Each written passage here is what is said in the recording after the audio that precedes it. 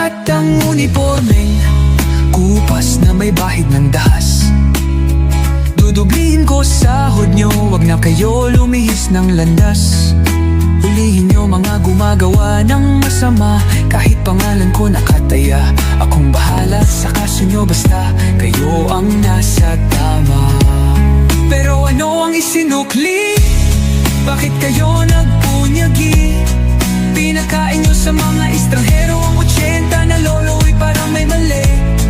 Pagkatapos angat ang inyong moral na dating mabababa. Grabe ang isinukli, parang dumukot ng tae. Tapos nilagay sa kamay, sabay sampal sa kanyang mukha.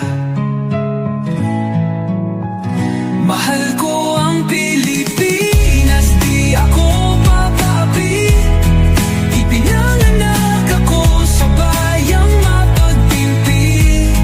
Ipaglalaban ko ang kalayaan, kahit ako'y masawi. Sisigatin ang araw, muli tayo magsasamang nakangiti.